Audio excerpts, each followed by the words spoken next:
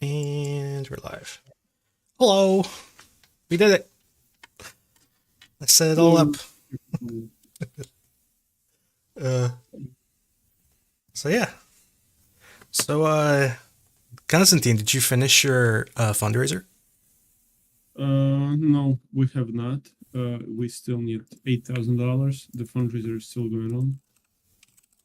And we're not yet. So, do you want to talk about your fundraiser? Give me 1 second, please. Okay. I don't think we have people right now. I'm just trying to buy time. Oh yeah, we're running the fundraiser right now to get the drones for Ukraine. It's $50,000 fundraiser. The drones will go mostly to the 43rd Brigade. This is a brigade working on the. This is a newly formed mechanized brigade. They are gonna hopefully be ready to deploy soon. And for deployment, they lack their mechanized battalions lack small drones such as DJI Mavic drones. This is for the mechanized battalions, so they can use them and have situation awareness of the on the company and platoon level. So if you can chip in, we would really greatly appreciate it. It helps save lives. It helps save civilian lives. It helps save soldiers' lives, and just appreciate if you can chip in. If you cannot, you can. If you come in from Twitter, you can like and retweet. It helps a lot as well. Every retweet is does help, and every like does help promote the fundraiser. So thank you so much.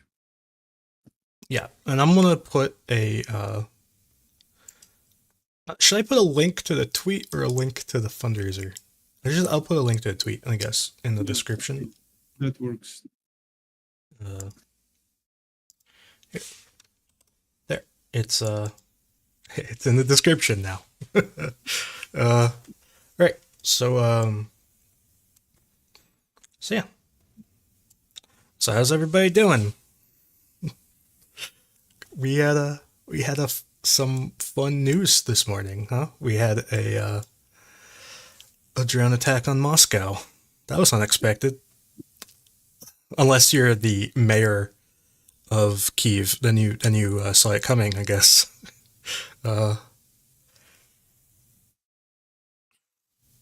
Yeah, the attack was like it was. I don't really understand the value of it, but I think it shows Russian political and civilians that the war is actually close, and Yeah. you cannot run away from it, and you can stop it pretty easily. You can make sure it does not go to Moscow quite easily. You just pull out the forces, and that's all. Yeah, constant. They're asking you to speak up. Um, but Let me get my headphones. okay. There I the I YouTube will. there's a famous YouTuber, a Russian YouTuber called Inside Russia, and complete coincidence, um, by complete coincidence, one of the drones struck the building right next to where he used to live when he lived in Russia. I believe he doesn't live there anymore because he's permanently left Russia. But I think he used to live in this building, and it struck that building, or vice versa. I can't remember. I don't actually know which one they hit, but they're like twin buildings. But anyway, so he like lived in the other tower that wasn't hit, and he had some interesting things to say today. What did he say? He well, first they're asking what is the PayPal email for the fundraiser. Oh, we don't have that. It goes through the. If you follow the tweet, there is a link to the fundraiser on PayPal. You cannot send the money directly because we are open and transparent charity, so everything goes through PayPal Given Fund, which is an intermediary here. they don't take. We do it because they don't take any fees for this. And also because it's just, and then they will transfer money to our Liberty Ukraine Foundation account. So you just click and you will see the link to the fundraiser on the PayPal, and you just do everything there on the PayPal site, and you cannot send the money directly to the email. So you just gotta click. That's simply how it works. We need it for transparency, because then you can track how much we collected already, how much was given. You can see like individual donors, unless they choose to be anonymous during the donation. Yep. So that's why we chose that. Okay. So regarding what Constantine said, and it's not this Constantine, it's Russian Constantine from the Inside Russia channel. The imposter. Yeah. Anyway, he used to live, and he still owns an apartment in one of these buildings. I can't remember exactly which one got struck by the drone, but he basically lived in the building that was next to the one that got hit. And he because he used to live there, he knows all the people, or at least not all of them, but he knows a whole bunch of people who live here. And they told him basically what happened in real life. Not the media version, but like the real human version. First, I didn't realize how early in the morning this drone attack was. I didn't know it was at 4 a.m. I thought it was later. Like, I thought it was like 8 or 9 or something. But it actually happened at 4 a.m. The people heard it happen. It woke them up. They kind of ran outside to see what was going on. And they stood around for a while, just like checking things out. They kind of like figured out what happened pretty quickly. And then they all kind of got bored and went back home. And then after like they went home, like then the Russian media kind of picked up on it, and the police showed up like a long time later. So like when like the media started like covering what was going on, it was like way after the event actually happened. So it kind of makes me think that this drone attack was actually over a much longer period of time than we originally at least maybe what I thought it was. I thought that it all happened over the course of like an hour, maybe. But I think it was actually more like 4 or 5 hours. But anyways, so the people involved, they figured out that it was a drone attack like really quickly. Like, there's pieces of drone laying on the ground, it wasn't that hard to figure it out. Anyway, so if you want the full story, you can go watch his YouTube video on it. But the interesting part to me was that when everything was done, they all went and had like the rest of their day. They were all kind of freaking out. But at the end of the day, they were told not to tell anybody what happened, and that the only information they needed was from television. And I think that statement on its own is both predictable and interesting. That you would go to the people who physically like witnessed things of their own eyeballs and told them that the only news they needed to know was from television. So anyway, so that's kind of what happened in that little building. You can get the full story from his YouTube channel if you want to go watch the video.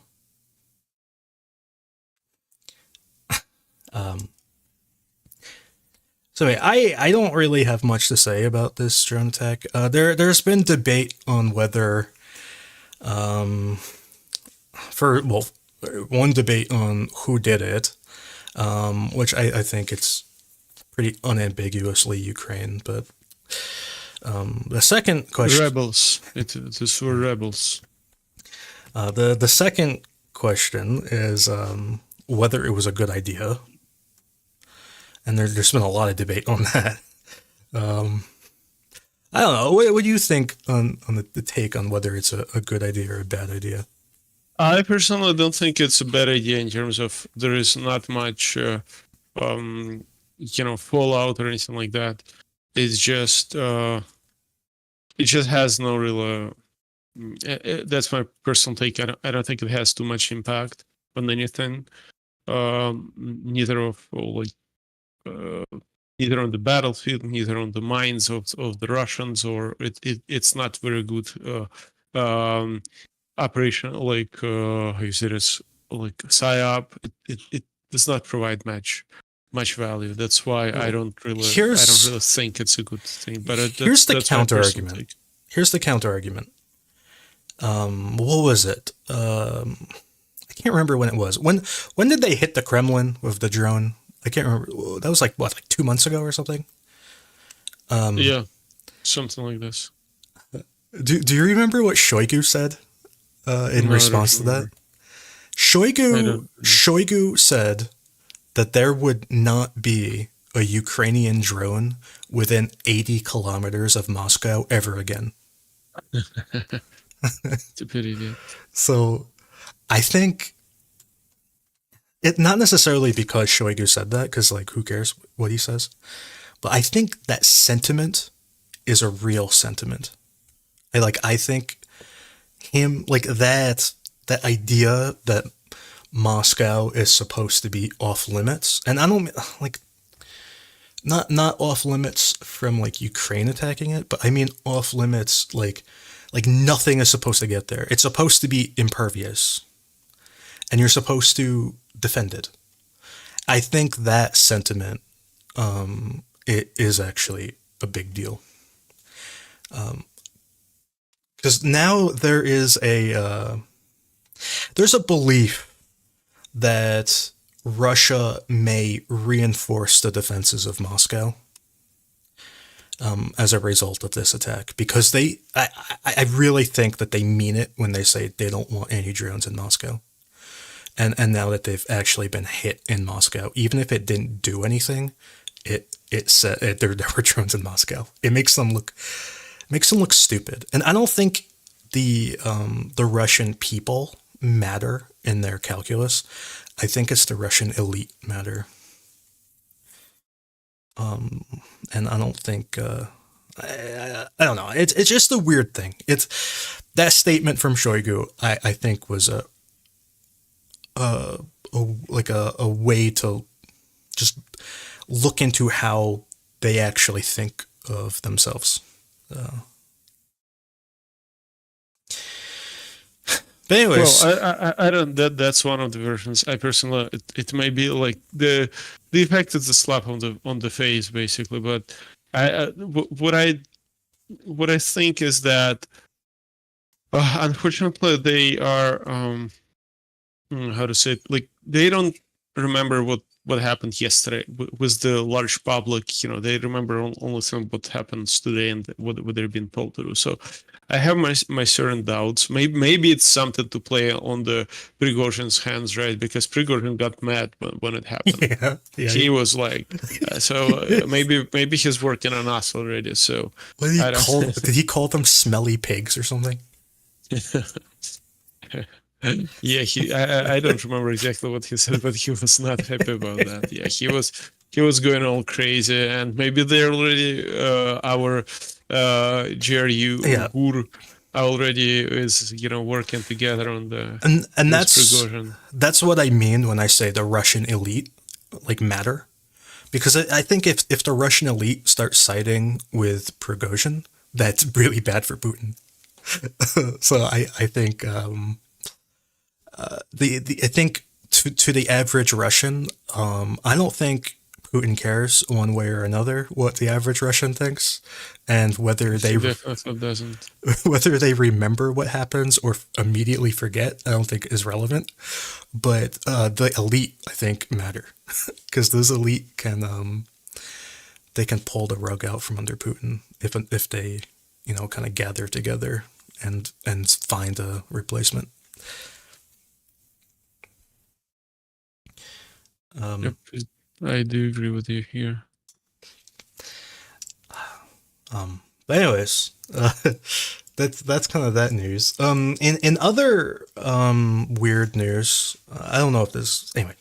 In other news, Russia tried to attack Kharkiv today. They tried to break through the line at Zelena. Anyway, they tried to attack here. It didn't work out, but anyway, so that's a thing that happens. It's not super important, but it's just something to keep in mind that they did try to attack Kharkiv today. So yeah, I mean, there's so much news. I don't know what to talk about first. What do you want to talk about first? There's like Storm Shadow. There's let's talk about the storm shadows. I heard there were a lot of strikes deep inside, so I wanna hear about those, because I'm not. You're gonna be bringing me those news. I'm not that good with. Okay, so a whole bunch happened on Sunday, and it all happened over the course of like an hour, and it was pretty overwhelming. So I guess I'll go through in order. First, there was news of air defense active in Mariupol. There was air defense in Stary Krim, and it apparently shot south, which was weird because there were explosions over Alaska, which is right here. It's like a resort or whatever. Anyway, so there was explosions over Alaska, and then there were air defense active in Nikolska and Mangush. So this triangle of air defense was pretty active. They fired a total of 6 salvos of anti-air missiles. So that was the first piece of news that came out. The next piece of news, very shortly after, actually, I think that was actually a second piece. The other piece of news was that there was air defense in Berdyansk. Actually, the Berdyansk was first. So it was air defense in Berdyansk, and then air defense in Mariupol. Then in Usrif, there were photographs and video of an explosion to the east, and it was hard to tell how far east. I mean, when I saw it, I didn't know if it was here or there. Or, I mean, this is like an old ammo thing. I don't know if there's ammo there anymore, but I was like, did that blow up? I don't know. There was a big like fireball, and there was like pictures and videos of that. Then later on, like 10 minutes later, there was another video of a very large explosion. So first, I guess I could play the video if I can find it on my desktop. I have so many videos on my desktop, you have no idea. Wait a sec. But anyway, this video is really worth playing, so I need to find it. It's gonna be hard for me to find it though. Moving stuff around. Where to go? Does it? Yes. Give me a sec. Sorry, this is kind of like a awkward moment.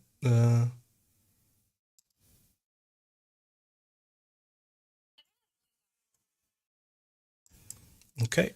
Did the plugin work? Yeah. I don't know. No. Okay. One sec.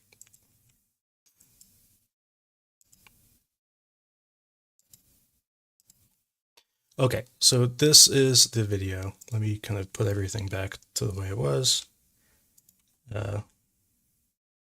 Zoom in a little bit. And let's play.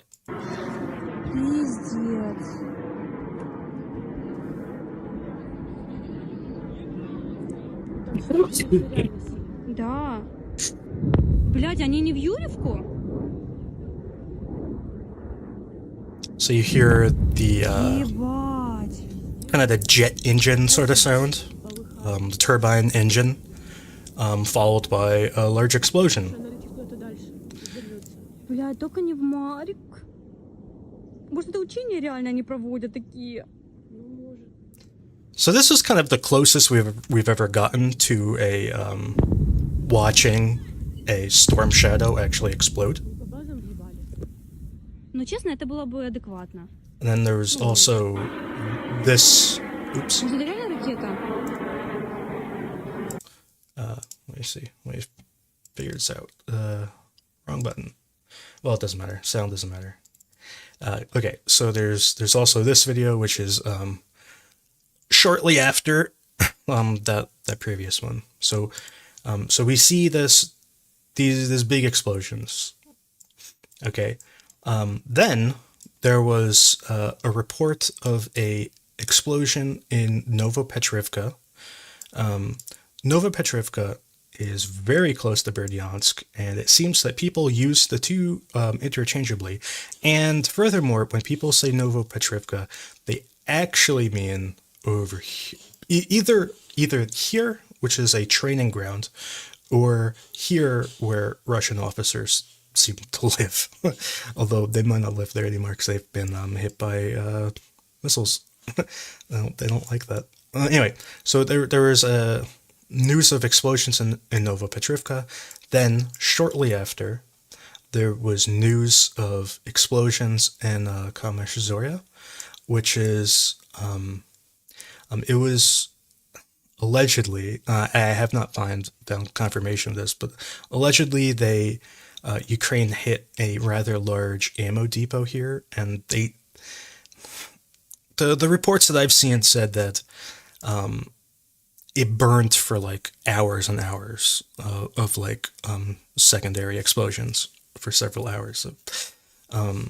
This is also a location where Russia keeps S-300s, and it's one of the areas where they launch S-300s into kind of this southern area. It's their ground attack S-300s. But anyways, then there was a strike on Volnovakha, which I believe were Gimlers, and then a strike on Olhinka, which that could have honestly been anything. It's within like all range. It could be howitzers. I don't know what hit that. Okay, so that is what happened over the course of about an hour. All those things happened. Okay, then there were reports in Mariupol of a whole bunch of ambulances driving out of this hospital, going both north and south down this highway. And did I say Nikolska? There was a strike on Nikolska too. So there were a whole bunch of ambulances went up to Nikolska, and a whole bunch of ambulances went down to Urivka. In Nikolska, I've heard that 20 plus Russians, there are 20 plus casualties, between 20 and 100 casualties. And from what I've heard, they said 20 died and like 80 wounded or something like that. I haven't seen confirmation on that, but Nikolska was where it was apparently a headquarters of some kind, with reasonably high-ranking officers, supposedly. And Yurkivka, 2 buildings were destroyed. First, this building was destroyed. Here, I actually have photographs of this. The photographs are actually in the map. So this is this is the actual resolution of the photograph. It's a really bad photograph, but so this is one building that was destroyed, and here is a second building that was also destroyed. It's a huge explosion. Yeah, they're rather large. So these are likely both hit by Storm Shadow, I imagine. I can't think of. Did you see the satellite images of this? Yes. Yeah, I have. Yeah, they're poor quality, but you could see the actual. Yeah, I can actually pull it up from Brady. Who's Brady? Brady's the guy who got the imagery. Oh, this one. Yeah, got it. So yeah, these are the buildings destroyed. These two.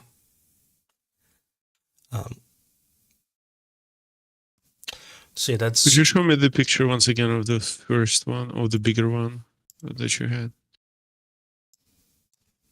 Yeah.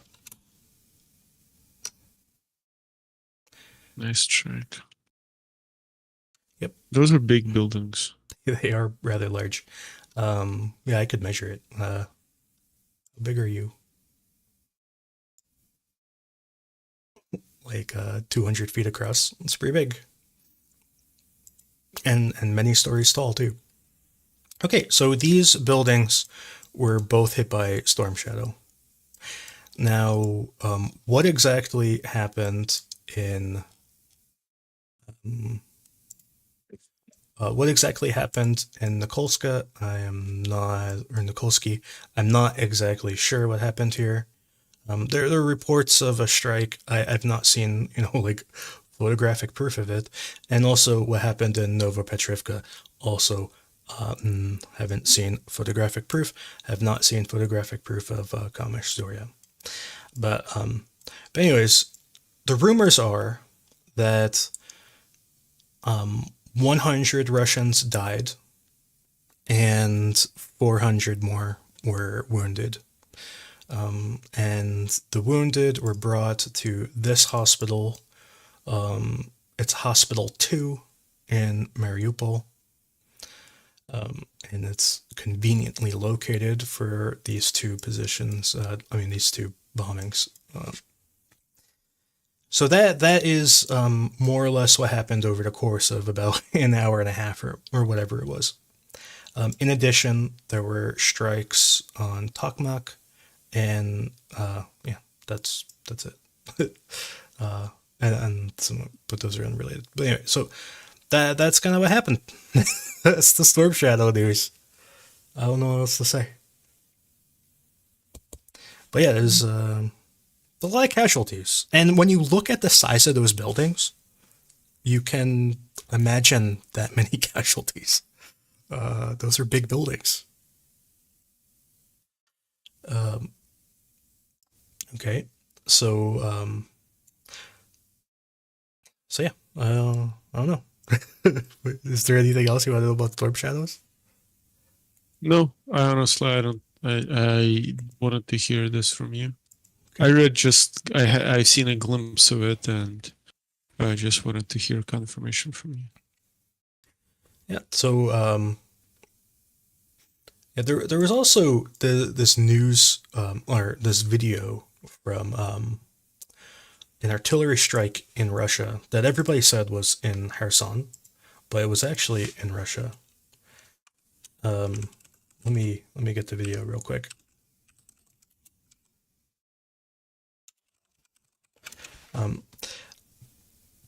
Here we go. Oh bother. Here we go. This is the video.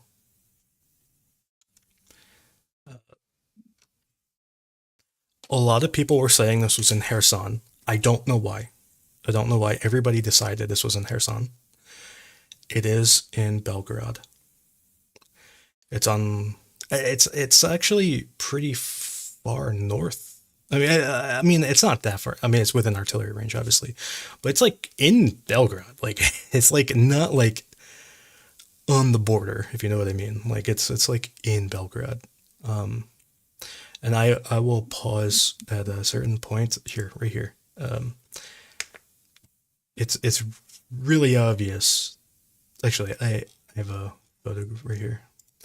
So you can see this forest strip here is kind of this curve, this pond, lake, whatever, this road here, and this little bump, whatever the bump is. Then you see in Belgorod, you have the little bump, the road, the curve, and the pond lake thing, it's in Belgrade. It's not Kherson. I don't know why everybody grabbed onto that, but yeah, it occurred right here. See the pond, the curve. That's where it is. The other there's like shelling in a big forest. I couldn't find the exact location, but it is this forest right there. So yeah, that's like decently far in the Belgrade one, don't you think? Yeah. What is the distance? Is it like 7 kilometers? 5 Yeah, miles. so yeah. So that's 8. like, yeah, that's like 8 or 9. And then some of these are back there too, so it's even further. It's like a lot further actually. Anyway, so that's that. Well, we have their artillery shooting at us. Like, why can't we yeah, why not? shoot back? Right? And that was 4 destroyed howitzers in that video. Nice. When does it have a date? Did they tell when it happened? No, there's no date, but it is very green, so it's probably pretty recent. Yeah. And it can't be last year either, because Ukraine hadn't retaken Kherson yet when it was that green, I think, right? I think it was a little bit less spring last year. Anyway, so okay, so moving on. The more recent news. Do you want to talk about what happened yesterday on the front? No. Is that a no? Sure. You want to use? Yeah, you go. I thought you were asking just. No, you describe Yeah. it. So actually, it's not only yesterday. This was happening live. I've seen a couple of videos of. There was an attack in Kuzemivka. This is like right now, a couple of hours ago. They started yesterday, but it was ongoing. They wouldn't stop. They tried to attack Novosilka from Kuzemivka, and thankfully they failed. They were destroyed by both artillery and close range arms, and they basically pulled back after suffering pretty big losses. We will see probably a video a bit later. I don't know. 92nd Brigade has been quite reluctant recently. At least the battalion that is defending here, they don't want to release the videos very quickly after what happened. But what happened there? They attacked during the night. The artillery started pounding them. Then there was some indirect fire as well from the tanks. There was some close range RPGs and just small arms fire. They suffered losses and they pulled back. I wrote about it. Also, what Russia did is that they had in this area, it was reinforced recently, not that recently, around 2 months ago, I think, by the convicts. And these are not Wagner convicts. These were convicts that were taken outside Wagner. It was, I don't know, maybe there was some talk about that. Shoigu started looking for convicts as well. Storm Z. Storm Z. And they were reinforced by 300 of them, and now they were as a part of the 25th Brigade of the 6th Combined Arms Army, and they had a company entirely made of them, of the convicts, and after the failed attacks, the convicts just ran away. It's not, and you must understand, it's not like they just packed all together and said, okay, let's form a line and let's move. They just ran away across the fields randomly, or like wherever everyone wanted. As you can imagine, the discipline there is not really good because, for example, Wagner, they managed to have this to build some kind of discipline among the convicts because they used the sledgehammer. To reinforce the discipline among they also their trained convicts. them. They trained them. Yeah, they trained. Well, and if you don't train, they can basically kill you. Like some of those guys, they went through like 3 months of training. Like they actually had pretty extensive training. They probably had more training than a Russian soldier does. Yes, exactly. And here the convicts, they were just apparently they just took them out of the they took them out of the prisons and just gave them absolutely basic, probably 1 week training. They don't train their own troops. Why would they train convicts, right? And send them here. And now 90 of them run away just randomly across the fields. And this is known from the interceptions of enemy communications. They gave orders to look for them behind the enemy lines. There were interception of the people calling their relatives, telling this story. So there is like a multi-layered confirmation of this. It's not just someone heard something. It's pretty. This one is confirmed. So they gave an order to find 90 of them across the fields. That's entire company. It's a lot. Yeah, and south from here is still Mahivka, as far as I know.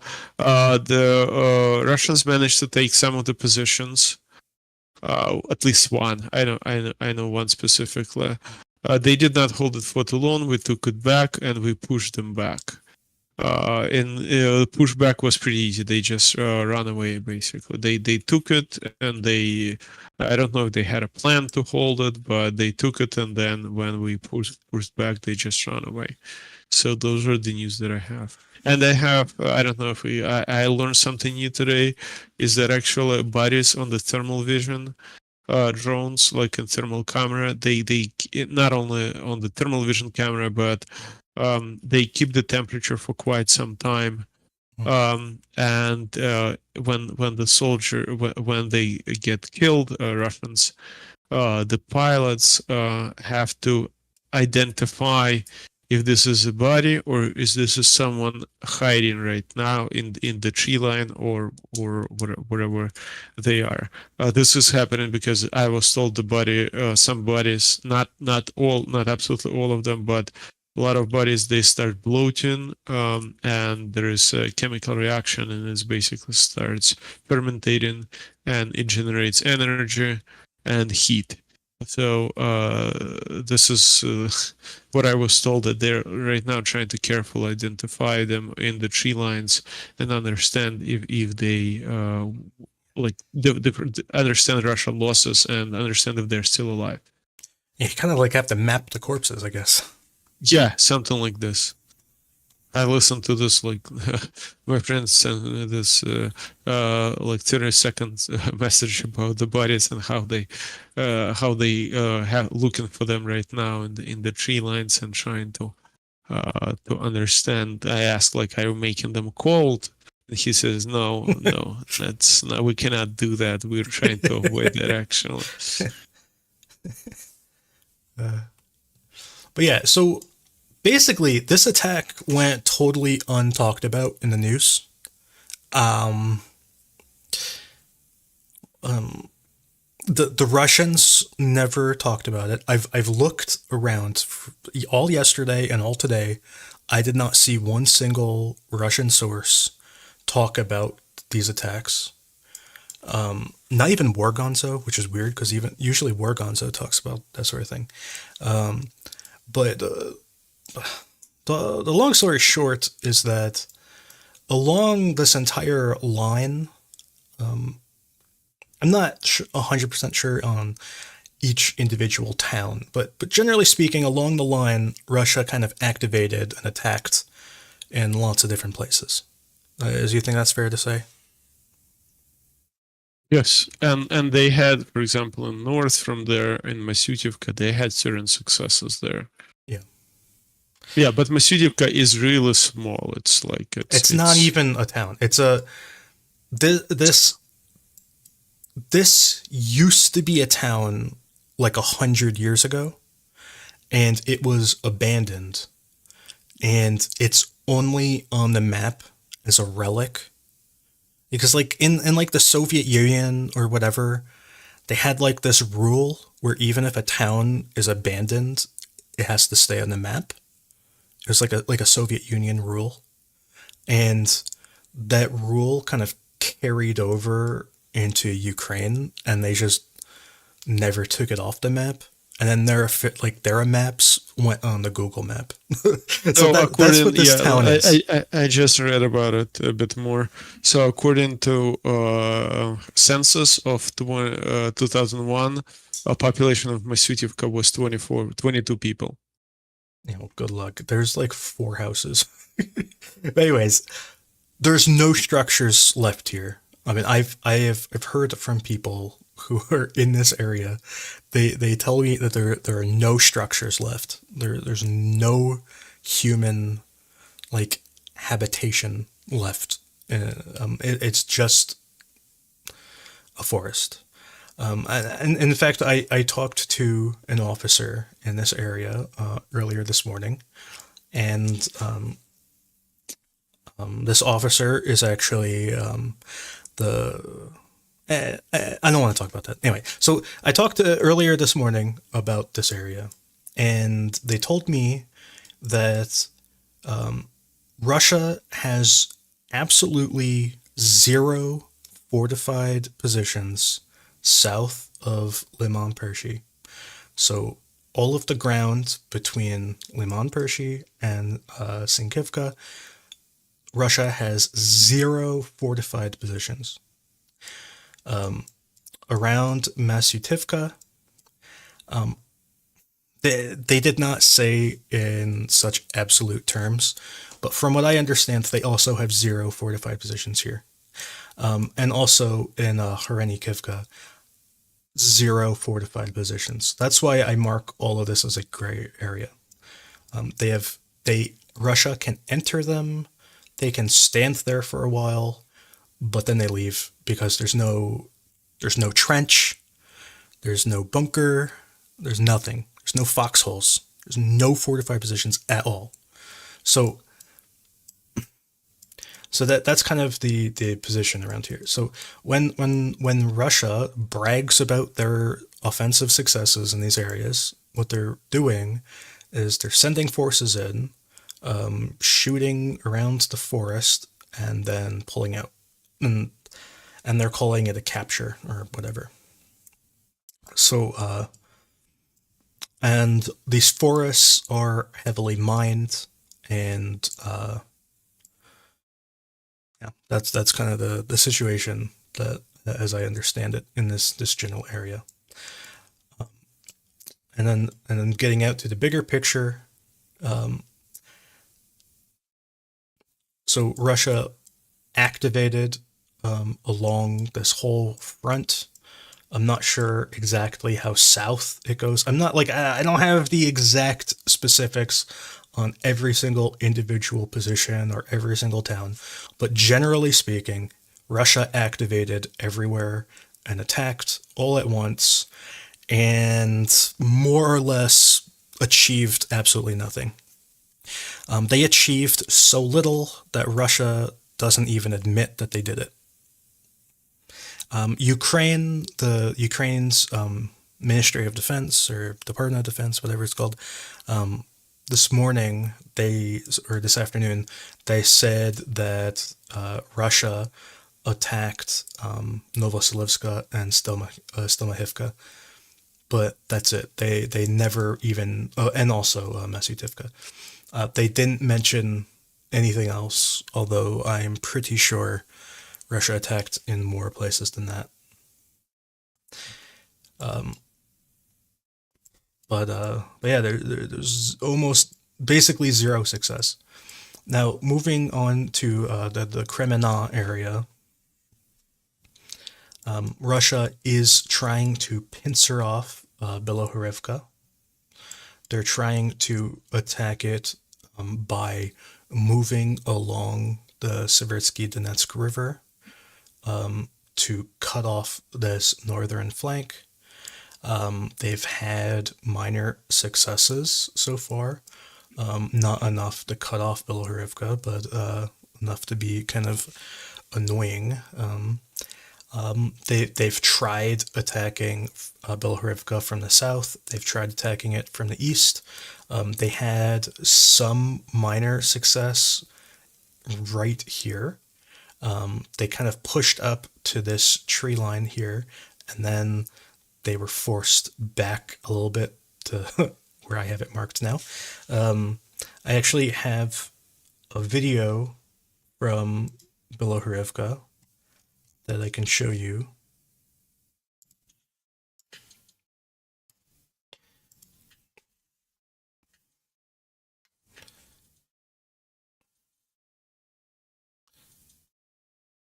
So I'll pause here. You see this forest as this kind of appendage and kind of a bulbous part, and this curve, and then this kind of strip coming out right there. That is right here. That's the appendage, that's the strip, this is the curve. So this artillery is landing right there.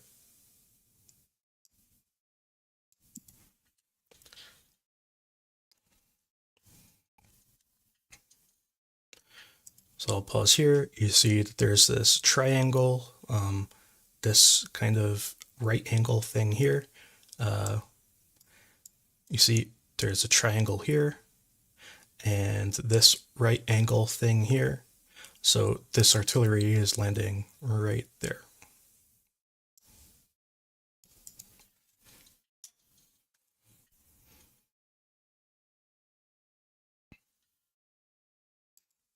Okay, so here we have this kind of triangle. This is triangle of roads. That is right in kind of the town. Like, so the artillery is where was it? So the artillery is like right here. So that's the artillery in Bilhorivka. So there's like one shell there, one shell here, and one shell there. So that is their video. But more to the point is that you can see the absolute destruction of this town. There's like nothing left. This town was basically destroyed probably by the end of September. This town was destroyed, I would say, if not earlier. So it's just completely demolished. There are basements though, and I think that's pretty much where Ukraine keeps their forces, in the basements, where they're relatively safe. So yeah, that's kind of Bilhorivka. The fighting in this forest along the river is pretty intense, from what I've heard. I don't know. Do you know anybody there? I know you used to know people here, but I don't know if you do now. 1 second. In the forest itself, or in Bilhorivka? Either. Yeah, I know people in the Bilhorivka. We spoke today, for example, with him, but he says there are no major changes there. Yeah. He's been saying that for 2 months right now. The changes are really minor. Yeah, around the town, there's no changes. The real changes are here, basically. It's on the other side of the river. And even that, it's not super significant yet. Like, if they get over here, then, if they get like us to Serebranka, and they control this whole area, that would probably be really bad. But for where they are right now, it's not like a super big deal. Because what they're trying to do is they're trying to get some sort of fire control along this highway, or this road. It's like the only road into Bilhorivka. So that they really want to control this road. They're trying to move along kind of parallel to the road on the other side of the river, and kind of bring the kind of clear space and like set up mortars and whatever, and just shoot up the road, basically.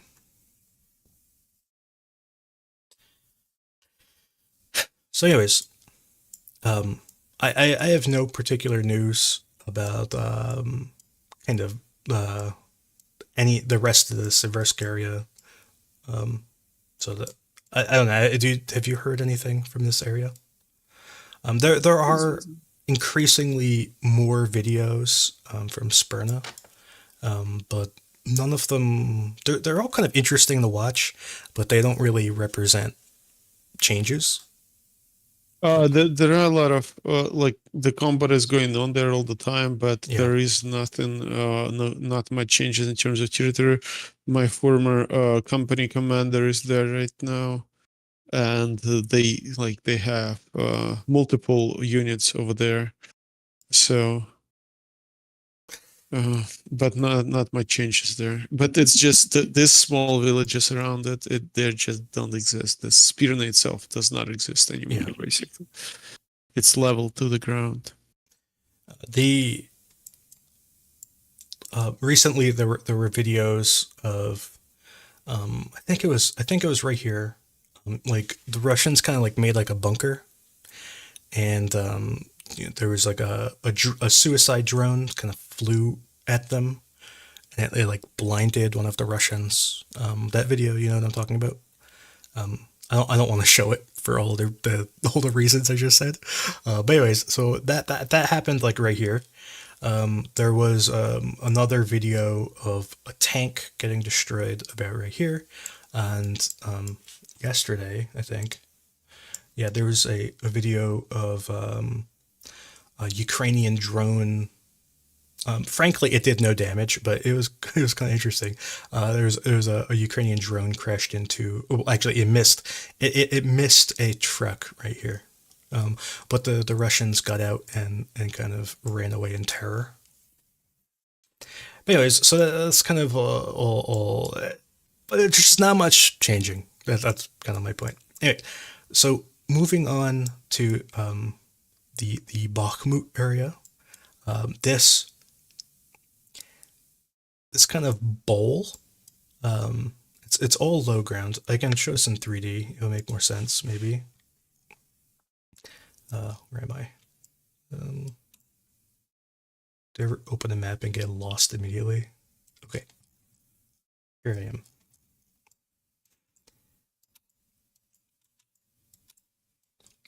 So this is kind of the bowl. It's you see Ukraine is kind of taking the high ground, but also they're clearing this low ground. So Ukraine has recently moved up a little bit. They used to control like this kind of like foresty area right here, and they kind of moved up, and now they control this whole forest strip, which is actually kind of nice because it's the high ground, and more so I was gonna say more importantly, but it's actually not more important. But they're clearing this lower area, and I from what I understand, all the Russians in this low ground have fled. Russia has a line of defenses right at this like corner, and Ukraine has been attacking it with drones and mortars and whatnot. And in the meantime, they have been kind of moving up. I imagine in the near future, this whole position for Russia will collapse back. And I've been saying this for a while, but I expect this whole this whole area that is north of Bakhmut will continue to collapse back. It's just a very slow process because Russia is dug in, and also Ukraine isn't really using that many troops to do this. So for those two reasons, it's kind of slow. So they move maybe a few 100 meters a day, if not less. You know, maybe one day they don't move at all, and the next day they move 100 meters. You know, something like that. So they're not moving in. It's not impressive to look at, but over time, I bet this whole area will collapse back. I imagine closer to Berhivka, Blahodatny, these kind of areas. Now getting to Bakhmut. Bakhmut is a little controversial. well, I don't know, maybe controversial is the wrong word, but Russia claims to have completely captured Bakhmut, and Ukraine keeps saying that's not true. They say that they have troops in Bakhmut still. I don't know how true that is. I think Ukraine believes that this gas station is Bakhmut, and since Russia has not captured the gas station, I think Ukraine feels Russia has not captured Bakhmut. I think that's kind of the idea here, and I also believe that Ukraine has forces in this kind of what is this, like a dacha or whatever. Anyway, so I think Ukraine has forces kind of running around here and around the gas station.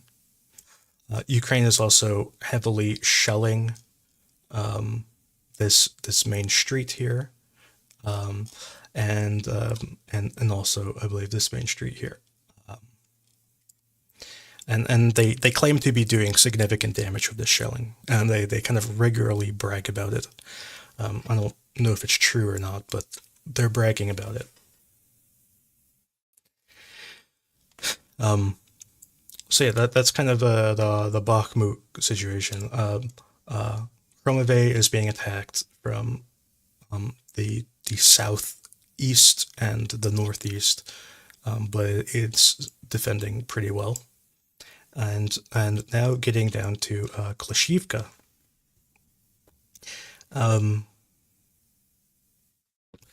Klishchiivka is difficult for me to talk about. There's rumors that Ukraine has captured this forest on the opposite side of the canal. I don't know if that's true. I have it as a gray area. There are rumors that Russia still controls this forest strip right here, and I believe Ukraine has captured it, but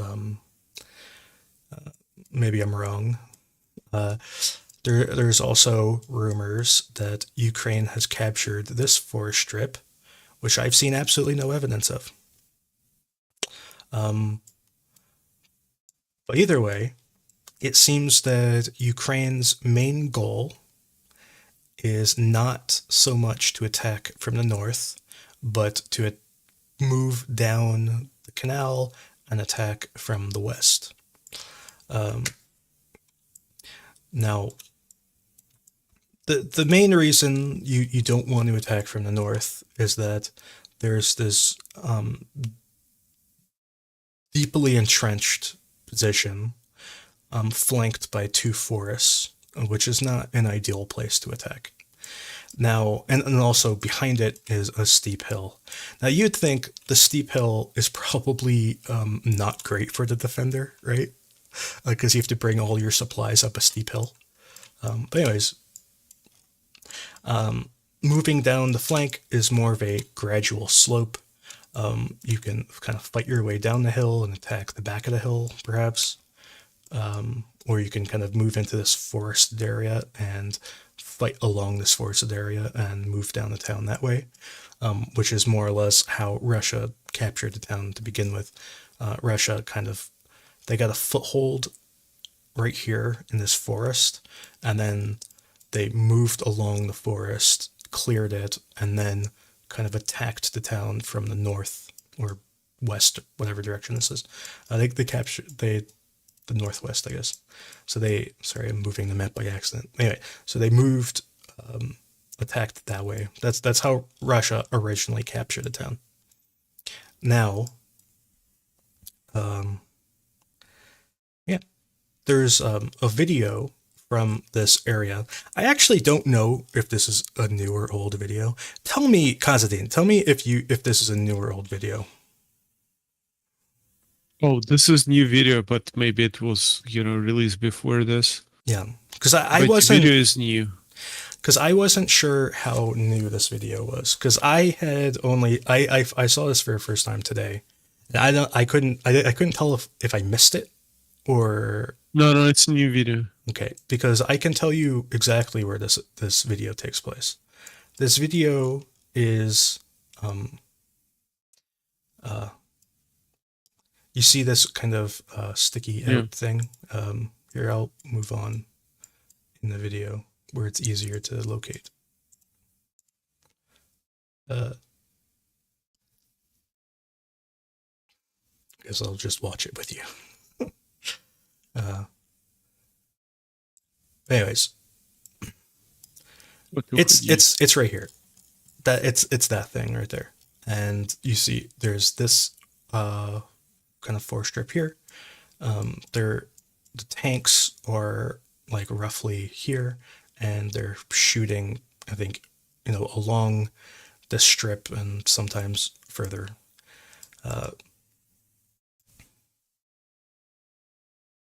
So this is a video of them clearing the basically the western side of the trench, and this fighting here is taking place right here. So they're clearing this forest.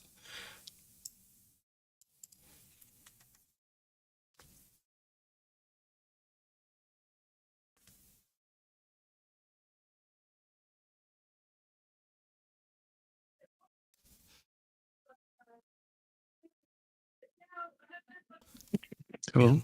Yeah. Did I lose you? I'm still here. I'm just watching the video. So yeah, this is anyway, this is kind of an interesting view of how the Russians chose to defend their positions. It was mostly by running away.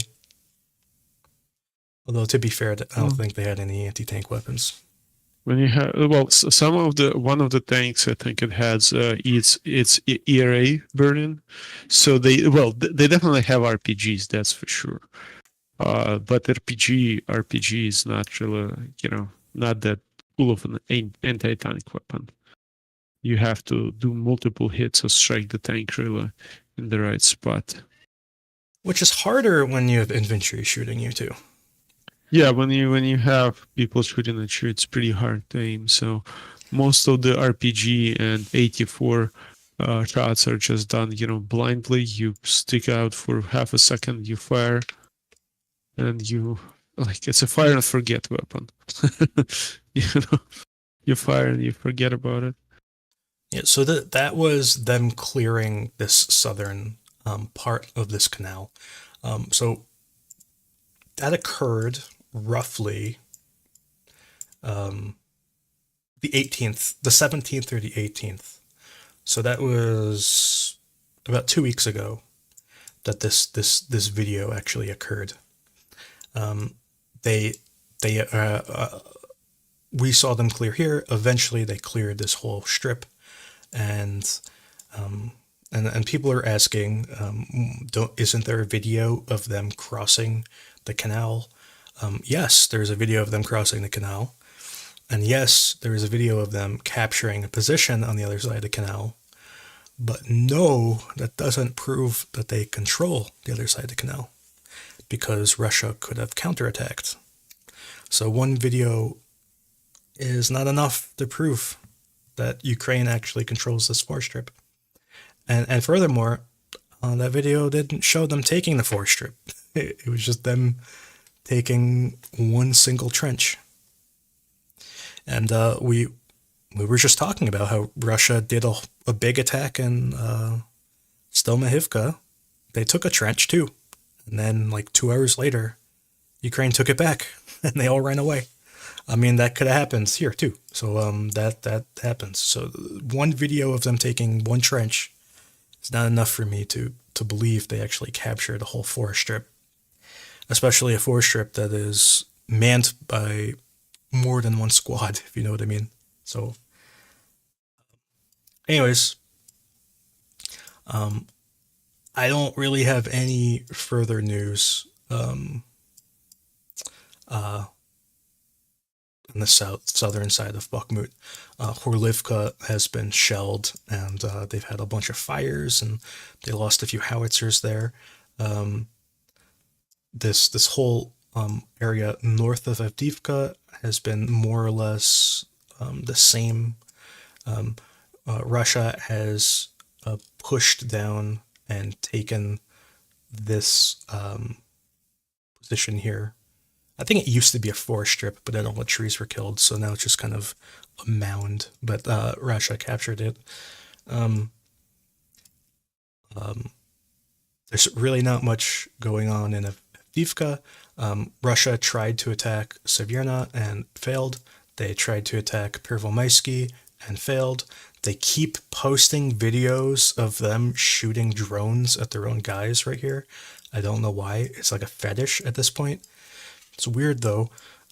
They've been attacking Marinka without success. So kind of that whole section, I don't really have much to say. Now getting to kind of the Vuhledar area. Vuhledar, Ukraine has moved substantially. They have cleared part of the Mikhailska dachas. They moved down this forest strip and across this field, cleared some of these dachas. They're continuing to move across. They forced Russia to not only abandon their positions, but they had to abandon across the river. So they were forced to completely flee these positions as opposed to moving east where they could potentially counterattack at some point. So Russia has completely abandoned these positions, which is interesting. But beyond that, I don't really have much to say. Now, Russia has been trying to attack Velyka Novosilka. This is a very heavily defended position. I've been told that it is one of the heaviest defended positions. You can take it with a grain of salt, but the guy who made the defenses is very proud of them. But Russia has been trying to attack it. They've had zero success. I made a map clarification south of Novosilka. So this was like 2 days ago. I made this map clarification. So all this land is controlled by Ukraine, which is kind of cool. Now moving into the Zaporizhzhia front, Russia has been dropping bombs and drone grenades kind of on a lot of these towns, Orlivka, Malinivka, Vuhledar, just a lot, Trivna. Anyway, so a lot of these are getting bombed on a daily basis.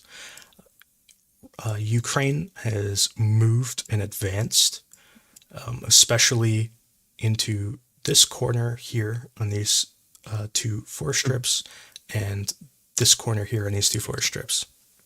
So Ukraine is advancing south of Vuhledar. I think last week I mentioned that Ukraine had advanced into this position here on the eastern side of Deteriorating, and now they're moving towards the west of Deteriorating. They're kind of surrounding the town at this point. I don't know how long Russia will be able to hold this town, but I guess we'll see. There was another interesting point that I was going to say, but I forgot. Along this entire Zaporizhzhia front, Russian artillery has dropped significantly.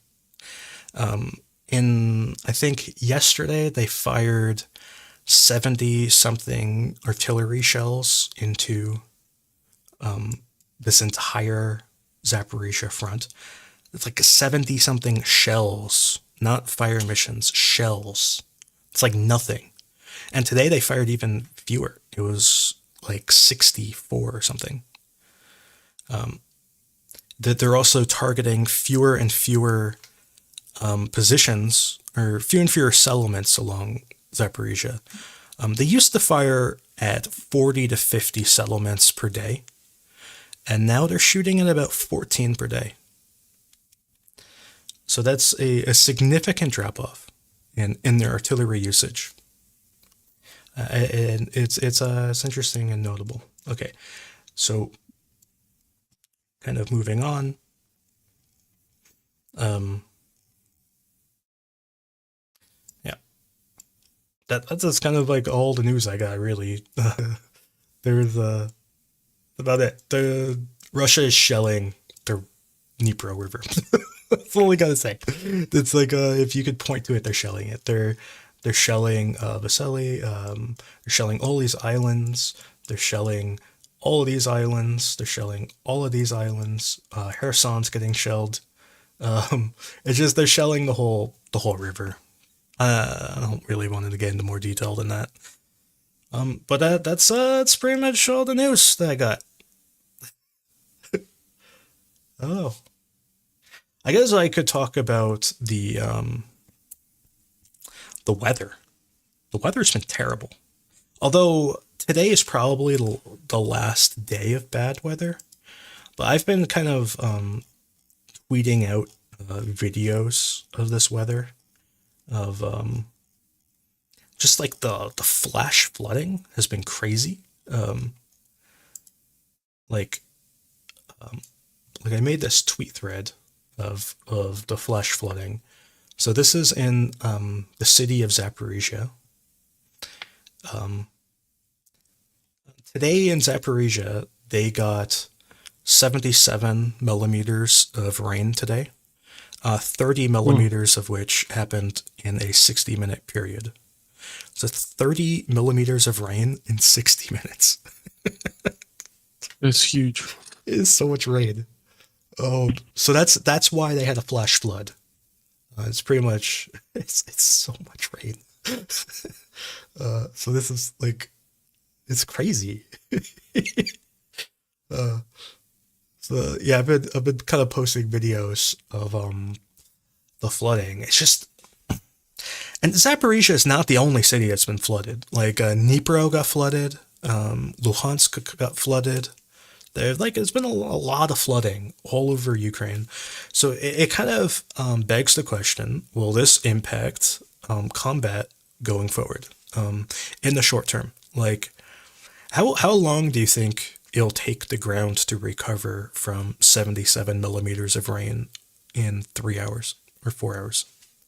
Well, first of all, where the rain was, you gotta ask yourself if it was not 77 millimeters all across the front, right? It was mostly in probably one area where it was so intense and so heavy. Yeah.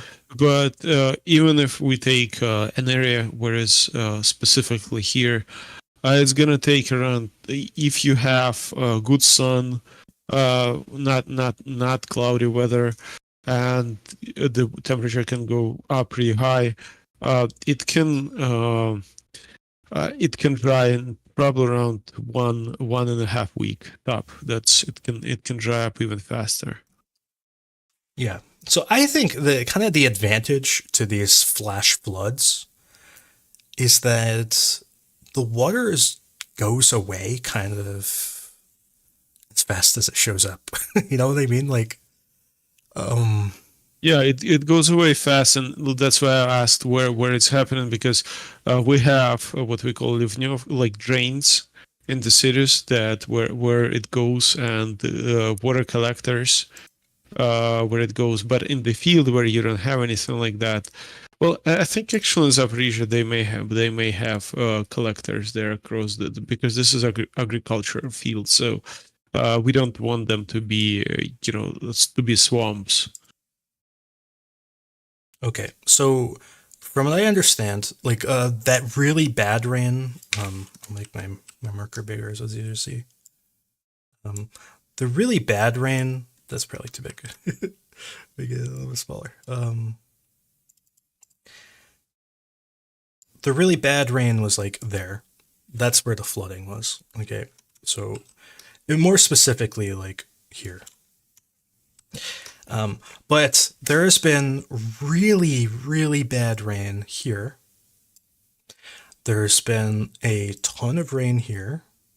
There's been incredible incredible sums of rain there. And I believe kind of this whole area has gotten a ton of rain. So that's kind of and also I think like over here too. So it's basically this entire south just got wrecked with rain, and over here, like Luhansk, there are videos from Luhansk of people literally swimming in streets, which is kind of weird.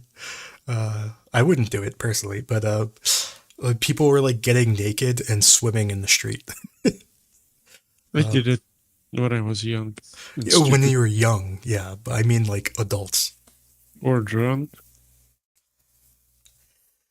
You can be young or you can be drunk, and alternatively. But more to the point is that there was like a meter of just standing water.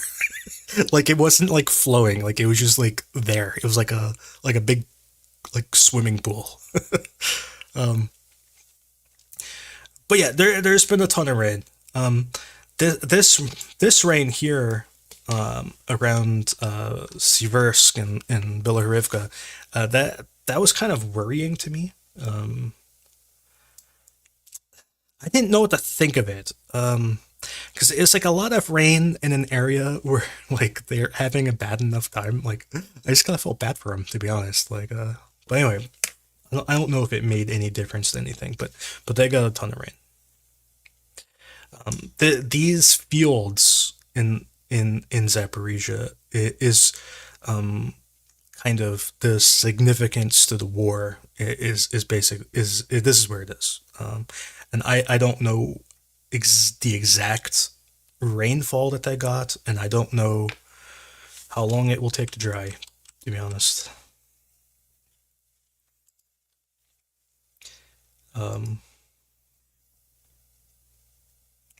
Oh, what happened to that dam? I don't think really much happened. There was massive flooding. Ukraine is having to divert their supply lines. I don't think the flooding was bad enough in Krakow to open up the floodgates to flood the highway. So it really nothing happened. I don't think it was kind of yeah. So that's good. So I want to add something. Just got a news from a friend. Okay. They're listening to. This is funny. They're listening to interceptions, communication interception, near Novoselivsky and Kuzemivka, and the convicts are shooting each other right now. Well, could you repeat that? At the convicts over there, remember I told you, Yeah, shooting at each other. Those are who left. They're shooting at each other. Well, that's not good. It's bad for morale. Are they at least two different groups of convicts? Or are they No, they're the same. See, like, I don't know if you played Warhammer, but I played a lot of Warhammer growing up, and the orcs, they have to pass an animosity check every round, and Yeah, I remember. if they fail their animosity check, they hurt each other. I could not play too much because that painting was a bit. Yeah, To paint the figurines properly was too Yeah. hard for me. but those orcs, they failed their animosity check. They need some like orc biggins around to crack their skulls so they don't fail anymore.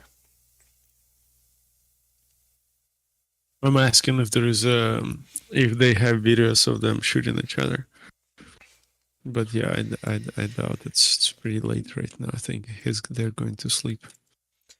So there's one more interesting story that came out today, and it involves this. Did you see this?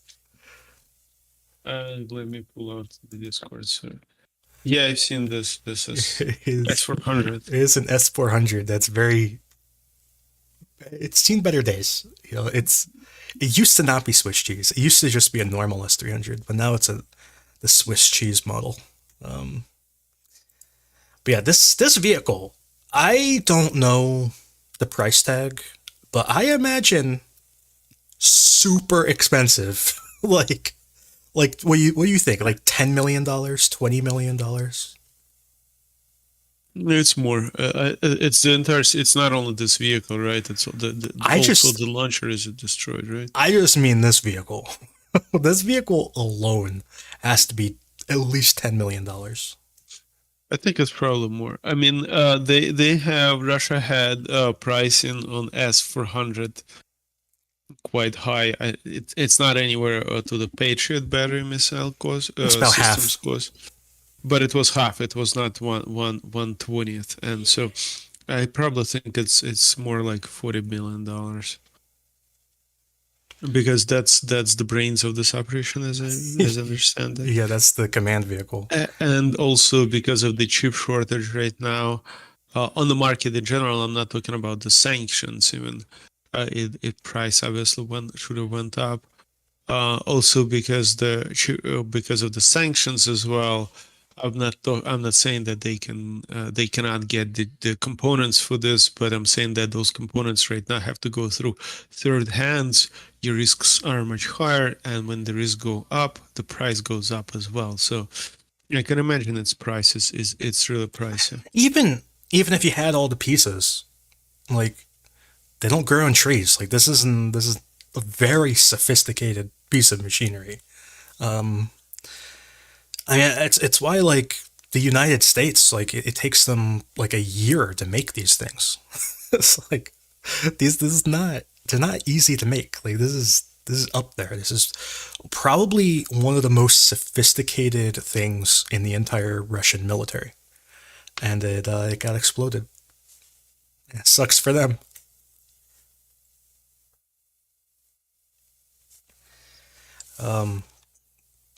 So yeah.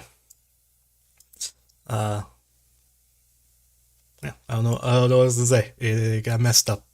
Where did this happen? I don't know the exact location. People say it was Kherson, but as I noted earlier in the stream, people say a lot of things happened in Kherson, and that doesn't mean it did. Because the last time they said something was in Kherson, it was in Belgorod. So who knows? I haven't seen a GPS location or geolocation of this, so I have no idea where it was. So yeah, that's kind of news to talk about. I'm gonna scroll through and see if I forgot something. I don't think I did. There were like kind of generic things like attacks and strikes on Melitopol, strikes on Tokmak. Like those always happen. Ukraine destroyed a bunch of Russian vehicles on Kinburn Peninsula. I geolocated them right there. That was fun. Yeah, that's about it. I don't think I forgot anything. At least anything major. So yeah. So I guess we'll see you on Thursday. Unless Constantine, do you want to talk about your fundraiser again? I was looking at it. So yes, sure. I want to first of all thank everyone for coming and listening to us, and remind you that we have a fundraiser going on to get the drones to Ukrainian troops. The drones are used for evacuation, for protection, for surveillance. The fundraiser is going on right now on my Twitter page. If you can follow me on Twitter, it's in the description. Yeah, it's in the description of the video. You can link it. It goes through PayPal. It's tax deductible. The drones are used only for peaceful means. At least that's what we transfer them for. We only have $8,000 left to collect. There is $42,000 already connected with the help of the NATO fellas, and and all my followers and Andrew as well, who helped retweet it. So if you can spare a penny, please do so. If you cannot, you can like and retweet. It helps the algorithms.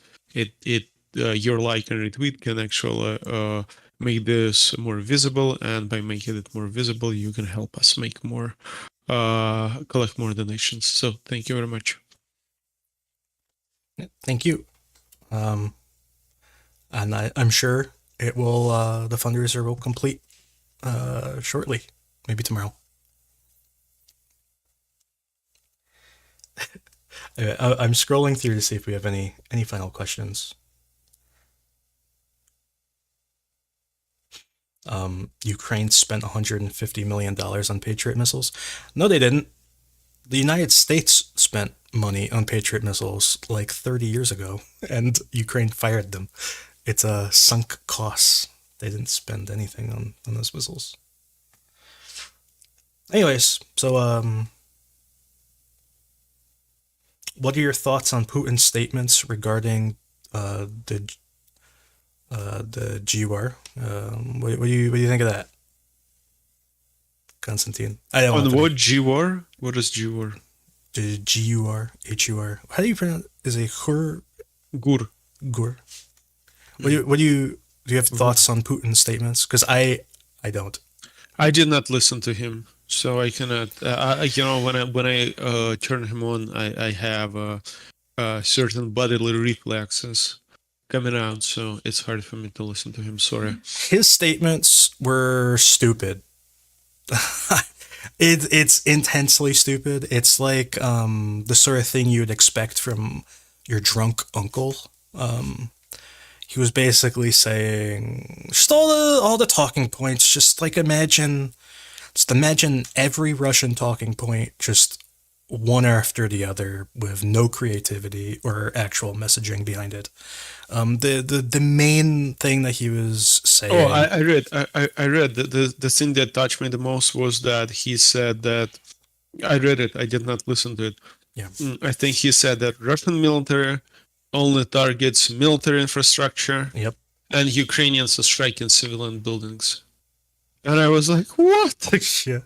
And what the fuck are you talking about? Yeah, and they claim to have destroyed that headquarters. I think it's an open secret that Ukraine doesn't enter their headquarters. Like, why would you? It's like the stupidest place to go. It's like, let's all go to the building that has our name on top and see what happens. Like, no, nobody goes to the headquarters. They go to places that aren't stupid. So, yeah, but that I heard that it's this missile strikes. They really wanted to. They put responsibility on the rebels in Bilhorod. They put responsibility for them on our Hur. So that's why I think these attacks were scaled up. They may have scaled them up to strike revenge on specifically Hur, Budanov, and others. So maybe that is true. I don't know, but they do act emotionally usually. But in any way, it happened, and of course, our Hur does not sit inside the Hur headquarters, and if we see it someday, they sit somewhere constantly in the same place. It's probably some secret underground bunker. And we know, of course, we know what happens according to the rumors. As rumor has it, 300 meters under the ground, they meet with NATO officers. But yeah, it's all bullshit. I don't believe that they managed to hurt anyone. Yeah, I doubt it. And even if I don't know, I honestly don't know if they actually damaged the headquarters, but I do know that Ukraine doesn't use the headquarters anymore. But anyways, we have another question. Did they ever repair the A-50 damaged? I know that they sent it back to Russia. I don't think the damage that it suffered was in any way significant. But at the same time, I don't know if they can repair it. So I don't know if they repaired it. I imagine if they can repair it, they did repair it. I do know they sent it back to Russia, though. Um, what is your opinion on claims that parts of the office of the president are playing for both sides? I doubt it. Well, I don't think Which president? Zelensky, I guess. No, I don't don't know. believe so. No, it's not happening right now. Like we definitely had Russian sympathizers there. They had Russian connections, but before February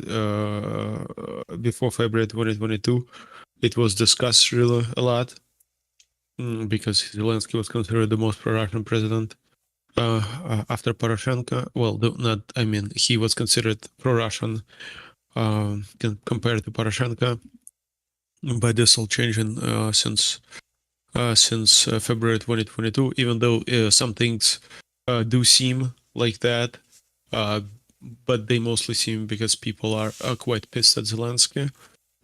Because he's been saying a lot of stupid things before February 2022, and it's not that simple to forget about those, and that's why you hear a lot of rumors right now about that. And to be honest, those rumors are not something new. They've been circulating for a long time. It just they go out into the Western media are only so little, and that's a good thing because we have our own internal politics, and Yeah, of course. it's quite hard to understand them if you sit outside. It's like United States also has its internal Yeah, politics, every country does. and even like there are Republicans, there are Democrats, but even if you start listening to Republicans and Democrats inside their party before during the primaries, you will hear a lot of interesting things. So imagine we have that as well. We're not. We're a democracy. We're not authoritarian rule where you have one Putin who smacks his fist on the table, and that's how it happens, and that's what everyone is saying next minute. That war in Ukraine channel, if I'm thinking of the right channel, I might be wrong, but if I'm thinking of the right channel, there's that guy who's from Russia who is a Z. He's like a Z moron guy from Russia who pretends to be Ukrainian, and he has a channel where he pretends to be Ukrainian and he pretends to give the news as a Ukrainian, but it's actually just Russian propaganda, but from a pretend Ukrainian. So Is he popular? I Is it honestly, Shari? No. I think it's called War in Ukraine. Honestly, I watched a few of his videos like last how year. does he look like? How does he look He like? doesn't show his face. Oh, that's not okay. Then I don't know who you're talking about. Doesn't he just like shows maps? It's kind of like what I do, honestly. But he pretends to be Ukrainian, but he's actually Russian, and he was doxxed at one point, where they found like his home address and all that, and I'm getting strong Donbas девушка vibes. yeah, it's similar to that, except he's actually Russian. Like he's from like, if I remember, he's from like Eastern Russia. Magadan. But yeah, I think it was the War in Ukraine account. So anyway, if I'm thinking of if that's the right channel, I would take anything they say with a mountain of salt because it's a Z person trying to convince you of things. And I know he used to follow me on Twitter until I called him out. And he stopped. I think he blocked me. And I would not be surprised if he works for the FSB, to be honest. I don't want a link, but anyways, that guy is not trustworthy. He's at best he is a manipulative liar, and at worst, he's working for the FSB. But anyways, that's kind of all I have to talk about today. If he has 35,000 subscribers, that's roughly how many he had last year when I stopped watching him. And I think he blocked me on YouTube and on Twitter. But anyways, anyway, so we'll see you on Thursday, I guess. Goodbye.